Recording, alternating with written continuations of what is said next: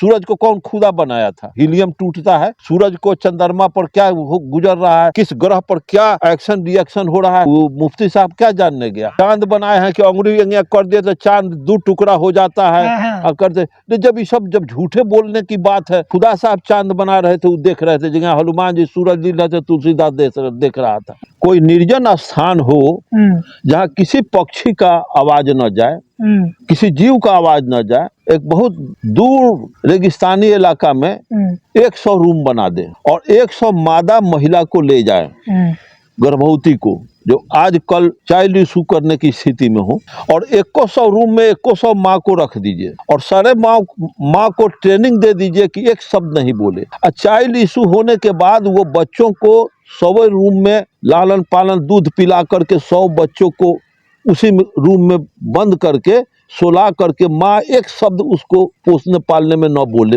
न उससे बतियाए, न उसको आवाज दे के खिलाए, गूंगा बन के चुपचाप बच्चा के तेल लगावे, एक बउआ बउआ करके किसी तरह का आवाज माँ न दे और चुपके से दूध पिला करके सेवा करके माँ सोला के बच्चा को निकल आवे, अब बाहर रहे 100 माँ 100 बच्चा 100 रूम में अलग अलग क्या कर करके एथी करेंगे, खेलेंगे आपस अपने आप में, एक दूसरे से संपर्क न कराइए। और वो बच्चा को उसी तरह से जब चलने फिरने लगते लवे से भोजन उनको मुहैया करा दीजिए 50 वर्ष तक, लेकिन एक शब्द एक आदमी भी न जाके भोजन दे, लवे से वहाँ भोजन किसी बारीक जगह से सेटअप कर दे। वो बच्चा 100 को 100 बच्चा आपस में कभी एक शब्द बोलेगा, 100 बच्चा ईश्वर का नाम लेगा, 100 बच्चा खुदा का नाम लेगा, 100 बच्चा पदार्थवाद के रहस्य को समझेगा, 100 बच्चा क ट म उर्दू फारसी हिंदी इंग्लिश जानेगा, ईश्वर का नाम जानेगा, खुदा का नाम जानेगा। 100 बच्चा गूंगा होकर के मर जाएगा, चलने का बोलने का लूड़ नहीं होगा, तो वो मुफ्ती साहब को ईश्वर का पाठ पढ़ाया गया होगा। इसी तरह से वो खुदा के प्रति उनको कॉन्फिडेंस है, खुदा होता नहीं है। अगर उन लोगों से पूछा जाए कि पानी का फार्मूला, बुद्ध से पूछा जाता, मोहम्मद से पूछा जाता कि पानी का फार्मूला क्या है, तो बता सकते थे, पत्ता भी हिलता है ईश्वर के कृपा से। तो सोमनाथ के मंदिर में आकर के हिंदुओं का देवी देवता को कबाड़ के ले गया ईश्वर के कृपा से। देश में एक बड़ा मुद्दा छिड़ गया है कि गॉड है या नहीं, खुदा है या नहीं। इन तमाम बिंदुओं पर एक डिबेट हुआ था दिल्ली के कॉन्स्टिट्यूशन क्लब में, जहां पर जावेद अख्तर और सामने थे मुफ्ती साहब। उन दोनों के बीच में बहस होता है कि इस दुनिया में गॉड है या नहीं, खुदा है या नहीं। और इस बहस को लेकर पूरे देश में चर्चा बना हुआ है। सभी लोग इस बात की चर्चा कर रहे हैं कि गॉड होते हैं या नहीं, खुदा होते हैं या नहीं। कई लोग मुफ्ती साहब को कह रहे हैं कि उन्होंने नास्तिकों को पानी पिला दिया और उन्होंने खुदा होने का सबूत पेश कर दिया। कई लोग ऐसे हैं जो जावेद अख्तर के पक्ष में हैं और उनका कहना है कि इस यूनिवर्स में कोई खुदा या गॉड नहीं है। इन तमाम बिंदुओं पर चर्चा करने के लिए मेरे साथ इस वक्त मौजूद हैं बिहार अर्जक संघ के प्रदेश अध्यक्ष माननीय अरुण कुमार गुप्ता जी। इनसे बात करेंगे और बारीकी से इन बिंदुओं पर चर्चा करेंगे। जावेद अख्तर जी या और जो कोई हो, कहने पर उन लोगों को थोड़ा भलगर लगेगा, लेकिन सच्चाई सच्चाई है। आज संसद में जितने लोग हैं, एक कार्ल मार्क्स का मुकाबला, एक अंबेडकर का मुकाबला कर सकता है। सारे संसद लोग मिल करके भी एक कबीर का मुकाबला नहीं कर सकते, बुद्ध का ये सारे लोग मिल करके मुकाबला नहीं कर सकते हैं। ये तब हम इन लोगों को ज्ञानी समझते कि 10 वर्ष वो लोग जेल रहे या जेल लाइब्रेरी का डीप अध्ययन करे कार्ल मार्क्स के डायलेक्टिकल मैटेरियलिज्म का। जो डायलेक्टिकल मैटेरियलिज्म को अभी तक जो नहीं छुआ है, नहीं पढ़ा है, वो क्या सृष्टि के बारे में, पदार्थ के बारे में व्याख्या विश्लेषण करेगा। तो कहने का मतलब है विज्ञान को समझने के लिए आदमी को ब्रेन को ट्विस्ट करना होगा, अध्ययन करना होगा। और जब तक अध्ययन नहीं करेंगे, पदार्थ के रहस्य को नहीं समझेंगे, मैटर को नहीं समझेंगे, तो ईश्वर के बारे में नहीं समझेंगे, जीव के बारे में नहीं समझेंगे। और मैं ये नहीं कहता हूं कि मैं जो समझता हूं यही 100% परफेक्ट है, लेकिन अभी तक जो मैं समझता हूँ, अब भारत के जितने राइटर हैं, जितने लोग अभी तक जो विचार दिए हैं, उनका और पूर्व के दार्शनिकों का विचार, अभी का विज्ञान, अब पहले के विज्ञान का टैली करने के बाद निष्कर्ष पर आदमी पहुंचता है। तो मुफ्ती साहब का आर्गुमेंट है कि इस दुनिया में खुदा है, क्योंकि उन्होंने इस पूरे संसार को बनाया है। इसमें जितने जीव जंतु पेड़ पौधा ये सब कुछ जो भी है उसे खुदा ने बनाया है, गॉड ने बनाया है।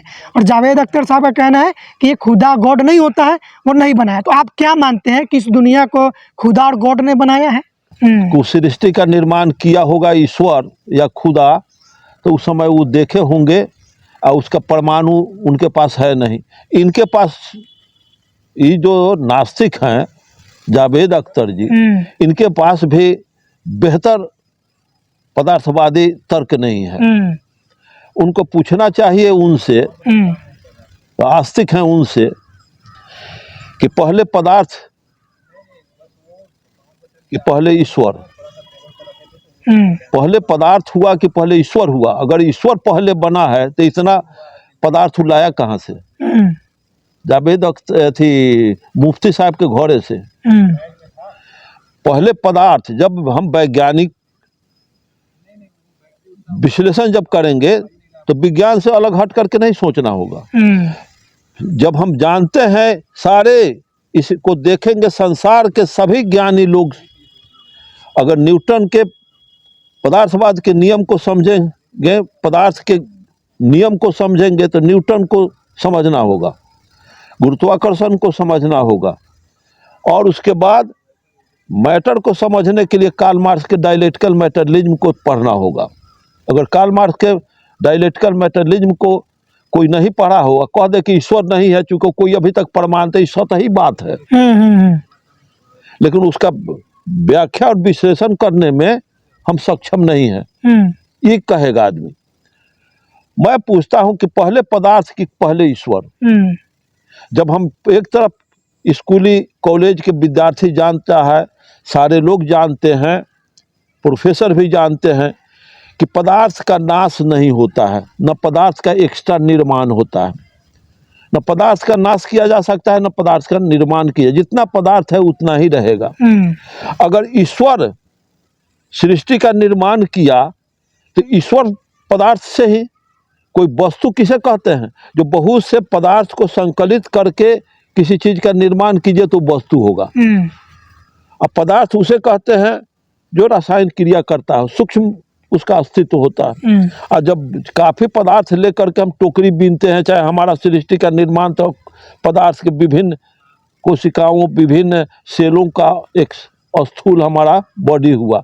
अगर हम बने हैं, हम ही सृष्टि का निर्माण किया है, मैं गॉड, अरुण गुप्ता गॉड, हम ही सृष्टि बनाए हैं, तो अरुण गुप्ता को बनने में जो मटेरियल खर्च हुआ है, अरुण गुप्ता के बनने में जो पदार्थ लगे हैं, इसका मतलब है कि अरुण गुप्ता के बनने के, ईश्वर बनने के पहले ये था, मैटर पहले था, पदार्थ था, तब ना हम बने।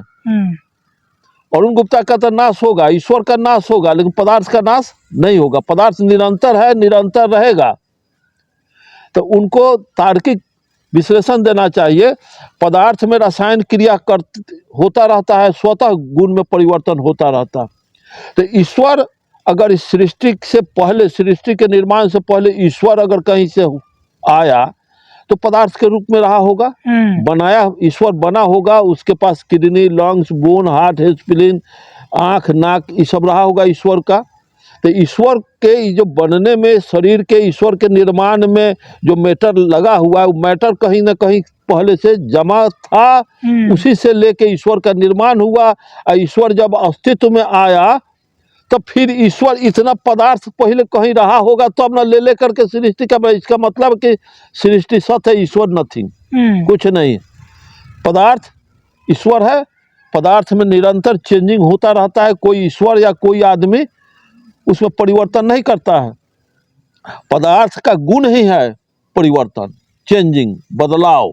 जैसे लोहा टाटा से लाए और उसको स्वतः छोड़ दीजिए, आप उसमें कोई क्रिया कीजिए ना कीजिए, उसमें क्रिया निरंतर होता रहता है। बीज बनते बनते एक दिन समय आएगा कि लोहा, टाटा का लोहा एक दिन वेनिस्ट हो जाएगा, खत्म हो जाएगा, जंग लग करके वो समाप्त होगा। तो कहिए कि ईश्वर उसको समाप्त किया। टाटा में से बन करके आया है जो लोहा, तो वो पहले कहीं लोहा का ओर था, लोहा का पत्थर था, उसको हम गला करके एक अस्तित्व दूसरे अस्तित्व में कन्वर्ट किया। यही सिस्टम है। ईश्वर इज नथिंग, ईश्वर होता नहीं है, ये प्रकृति है। जैसे अगर ईश्वर है तो मैं पूछता हूँ पदार्थ के गुण को समझे। जो ईश्वरवादी हैं, ईश्वर में कॉन्फिडेंस रखते हैं, उनको समझना होगा पदार्थ के रहस्य को। अगर एक बाल्टी में घी ले और एक बाल्टी में पत्थर ले और दोनों को एक जगह मिला दे और घी या पत्थर को एक साथ लेकर के किसी तालाब में हम उझलेंगे, तब दोनों पदार्थ का गुण अलग अलग, जो गुण अलग अलग है। अगर ईश्वर है तो घी को नीचे डुबा दे और पत्थर को ऊपर तैरा दे। घी को कोई तो तैराया नहीं, तैराया, उसका गुणे है तैरना, पानी के अंदर नहीं जाएगा, चूंकि पानी से उसका घनत्व तो कम है। अब पानी से ज्यादा घन तो पत्थर का है तो नीचे जाएगा, वो तो गुण है। तो ऐसी व्यवस्था को समझना उनको होगा। अच्छा सर, आपने ये बताया कि मैटर से, पदार्थ से बना है ये दुनिया, लेकिन उनका कहना है कि जैसे कि जो ईश्वर है या खुदा है या गॉड है, जो भी है, वो टाइम से पहले, मुफ्ती साहब का आर्गुमेंट था कि टाइम से पहले, मतलब अभी कह रहे हैं ना कि हमेशा से है, हमेशा रहेंगे, वो नहीं, टाइम बनने से पहले से ईश्वर है, खुदा है, जिसको आप जो है कि इंसानी दिमाग से नहीं समझ सकते हैं। आप जो भी बात किए हैं वो फिजिकल बात किए हैं, वो बोले कि आप इंसानी दिमाग से ऐसे उनको नहीं समझ सकते हैं, ये उनका आर्गुमेंट है। अच्छा, एक बात उनसे मैं पूछूं, अगर 100 निर्जन स्थान में कोई निर्जन स्थान हो जहाँ किसी पक्षी का आवाज न जाए, किसी जीव का आवाज न जाए, एक बहुत दूर रेगिस्तानी इलाका में 100 रूम बना दे और 100 मादा महिला को ले जाए, गर्भवती को, जो आजकल चाइल्ड इशू करने की स्थिति में हो, और 100 रूम में 100 माँ को रख दीजिए और सारे माँ को ट्रेनिंग दे दीजिए कि एक शब्द नहीं बोले। और चाइल्ड इशू होने के बाद वो बच्चों को 100 रूम में लालन पालन, दूध पिला करके 100 बच्चों को उसी रूम में बंद करके सुला करके माँ एक शब्द उसको पोसने पालने में न बोले, न उससे बतियाए, न उसको आवाज दे के खिलाए, गूंगा बन के चुपचाप बच्चा के तेल लगावे, एक बउआ बउआ करके किसी तरह का आवाज माँ न दे, और चुपके से दूध पिला करके सेवा करके माँ सोला के बच्चा को निकल आवे, अब बाहर रहे 100 माँ, 100 बच्चा 100 रूम में अलग अलग क्या कर करके एथी करेंगे, खेलेंगे आपस अपने आप में, एक दूसरे से संपर्क न कराइए। और वो बच्चा को उसी तरह से जब चलने फिरने लगते लवे से भोजन उनको मुहैया करा दीजिए 50 बरस तक, लेकिन एक शब्द, एक आदमी भी न जाके भोजन दे, लवे से वहाँ भोजन किसी बारीक जगह से सेटअप कर दे। वो बच्चा 100 को 100 बच्चा आपस में कभी एक शब्द बोलेगा, 100 बच्चा ईश्वर का नाम लेगा, 100 बच्चा खुदा का नाम लेगा, 100 बच्चा पदार्थवाद के रहस्य को समझेगा, 100 बच्चा क ट म उर्दू फारसी हिंदी इंग्लिश जानेगा, ईश्वर का नाम जानेगा, खुदा का नाम जानेगा। 100 बच्चा गूंगा होकर के मर जाएगा, चलने का बोलने का लूड़ नहीं होगा, तो वो मुफ्ती साहब को ईश्वर का पाठ पढ़ाया गया होगा। इसी तरह से वो खुदा के प्रति उनको कॉन्फिडेंस है, खुदा होता नहीं है। अगर उन लोगों से पूछा जाए कि पानी का फार्मूला, बुद्ध से पूछा जाता, मोहम्मद से पूछा जाता कि पानी का फार्मूला क्या है, तो बता सकते थे? नहीं बताते, क्योंकि ज्ञान जिस समय जितना था उतना ही ज्ञान का, कोई बुद्ध चाहे मोहम्मद चाहे क्राइस्ट, जितना ज्ञान था उतना ही ना कोई अपना व्याख्या विश्लेषण करेगा? जो 1 बीघा में रहने वाला आदमी है हम्म, वो 100 बीघा का हाल क्या जानने गया? हम्म, वास्को डी गामा कोलंबस दुनिया का खोज किया तब ना यहाँ का अनाज वहाँ गया, वहाँ का अनाज यहाँ आया, यहाँ का चीज़ वहाँ गया, वहाँ का चीज़ वहाँ का एटमॉस्फेयर क्या है, यहाँ का एटमॉस्फेयर क्या, दुनिया को आता पता लगा। जब ये नहीं दुनिया का खोज हुआ था तो ईश्वर खोज करके क्यों नहीं लाया? ईश्वर मानव को क्यों नहीं यहाँ वहाँ सेटअप किया? सर तो उनका एक और आर्गुमेंट है कि ईश्वर जो है वो टेस्ट करते हैं। जैसे जावेद अख्तर साहब ने इनको आर्गुमेंट किया, क्योंकि मुफ्ती साहब ये कह रहे थे कि इस यूनिवर्स में ईश्वर या खुदा या गॉड के मर्जी के बिना एक पत्ता तक नहीं हिलता, कुछ भी नहीं होता है। तो जावेद अख्तर साहब ने कहा तो फिर जो गाजा में बच्चे मर रहे हैं उनको बम से उड़ा दिया जा रहा है, छोटी छोटी बच्चियों का रेप कर दिया जाता है, मासूम लोगों को मर्डर कर दिया जाता है, तो क्या ये भी ईश्वर के मर्जी से होता है? तो मुफ्ती साहब का आर्गुमेंट था कि ईश्वर टेस्ट लेते हैं, जांच करते हैं कि हम इंसान को भेजे हैं, अब इंसान वहां जाएगा तो जैसा कर्म करेगा उसको फल, वो सजा जो भी है वो खुदा देंगे मरने के बाद। हाँ, तो क्या कहेंगे इस पर? अरे मुफ्ती साहब समझे ना, मुफ्ती साहब को मैं क्या कहूँ? इसका मतलब है कि मुफ्ती साहब के शब्दों में टेस्ट, खुदा टेस्ट लेते एग्जाम हैं, लेते हैं हम लोगों एग्जाम से। लेते हैं। तो ये पूरा प्रयोगशाला है का? पूरा मतलब कि ब्रह्मांड, पूरा सृष्टि, पूरा पृथ्वी पर प्रयोगशाला है का? तो प्रयोगशाला में वो प्रयोग ईश्वर कर रहे हैं, खुदा प्रयोग कर रहे हैं। जो लड़के मर रहे हैं, जो बच्चे बीमारी से मर रहे हैं, जो आतंकवादी एटम बम गिरा दिया, तो खुदा प्रयोग कर रहे हैं, खुदा टेस्ट ले रहे हैं। तो उन्हीं को ये ज्ञान फले फूले, ये ज्ञान दूसरे को नहीं दे, क्योंकि इस ज्ञान से समाज को नुकसान होने वाला है। खुदा का इन्वेंशन करके, खुदा का ईजाद करके ये लोग अपना मतलब कि व्यवसाय चलाना चाहते हैं। खुदा अगर है या टेस्ट ले रहा है तो प्रयोगशाला करके, तो खुदा टेस्ट कहाँ, कौन ताला पर आसमान में रह के टेस्ट ले रहे हैं? जैसे कोई वैज्ञानिक टेस्ट लेता है ना, प्रयोगशाला में वैज्ञानिक का प्रयोगशाला होता है, तो सुन पूरा 6 महासागर, 6 महाद्वीप, एशिया, यूरोप, अफ्रीका, ऑस्ट्रेलिया, उत्तरी अमेरिका, दक्षिण अमेरिका, ये 6 महासागर प्रयोगशाला ईश्वर का है। तो मोहम्मद साहब वहाँ प्रयोगशाला अपन खोल ले बाड़ा न, हिंदू यहाँ प्रयोगशाला कैले बा, क्राइस्ट यूरोप में प्रयोगशाला कैले बा, और बौद्धिस्ट सब प्रयोगशाला कैले बाटे चीन में। क्या लबड़ई का प्रयोगशाला का शब्द तर्क दे करके उसको ज्ञान का परिभाषा समझता नहीं है। ज्ञान किसे कहते हैं मुफ्ती साहब को अंदाज नहीं। एक लहजे में ये नास्तिक जो हैं जावेद साहब, ये इनको और अध्ययन करने की जरूरत है कि पदार्थ के रहस्य को जानना चाहिए। ईश्वर पदार्थ से अलग हट के कोई चीज नहीं हो सकता है। ईश्वर भी बना तो पदार्थ में बना, ईश्वर से पहले पदार्थ था तब ईश्वर बना।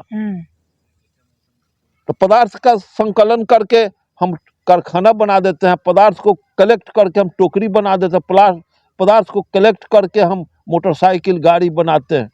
पदार्थ का कलेक्शन है कि हम मानव का एक हाथी का आकार लिए हुए हैं, एक माँ के पेट से जो आया पदार्थ के रूप में हम, तो पदार्थ का संकलन है।